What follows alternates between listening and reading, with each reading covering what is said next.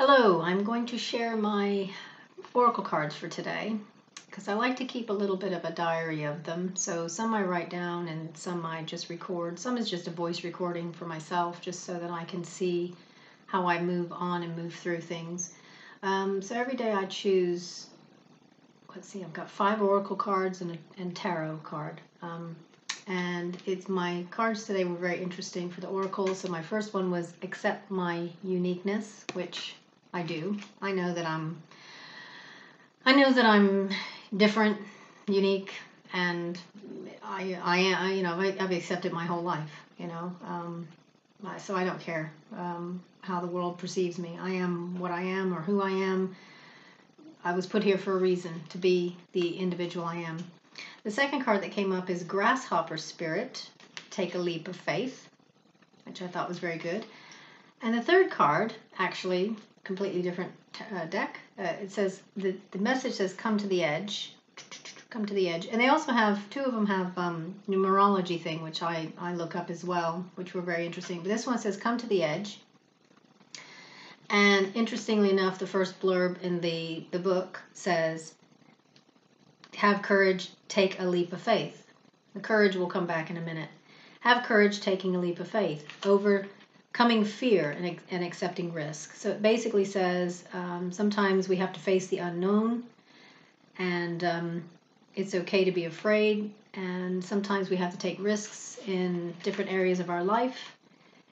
So we have to let go of fear, and we have to express our true selves. So embrace my uniqueness, express my true self. It says, come to the edge and discover you can fly. You must step into the unfamiliar so you may find your miracles. I think that's really beautiful. And then it goes in a little bit more detail about how it could be with relationships. So again, stepping away from fear. First of all, embracing my uniqueness of who I am, but step away from any fear. Take a leap of faith, step away from any fear, and then jump into any relationships, whether they are love, friendship, whatever. And then it talks again about prosperity, which would be more about like dreams and goals and maybe career kind of thing. And again, it says, have the courage to move forward, even if you're a bit fearful, a bit nervous, or a bit afraid. And then the last bit talks about most of what I fear is an illusion stemming from an old belief that isn't even true. And to have courage. So courage keeps coming up in this message. Having courage, let go of fear.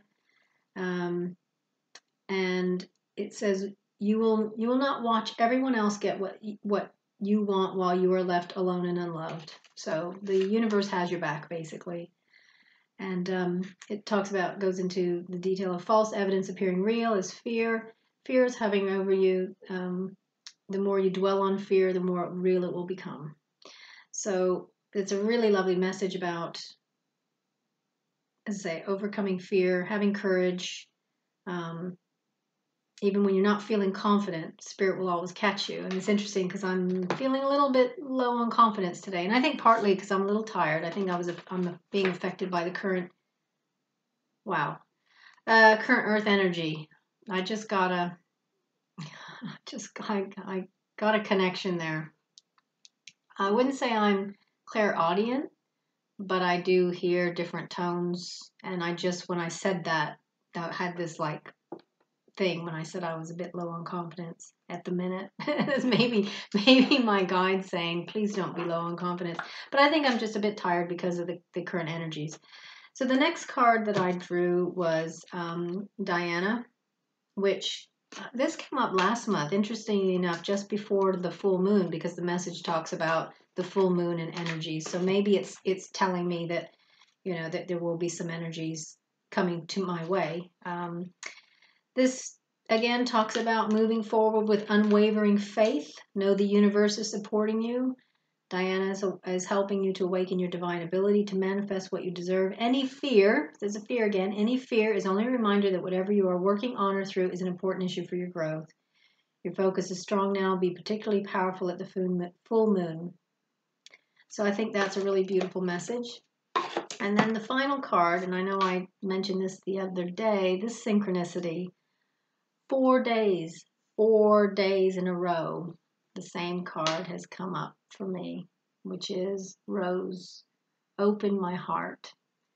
And again, when I read the book, there's a synchronicity. So first of all, I take that as, and weirdly enough, because I had this 3 days in a row when I was shuffling just now, when I cut the deck to pick a card, I said Rose, which is pretty much what I said 2 days ago. But today I just had this, there was just a faith in me that it was going to be Rose, and it was Rose.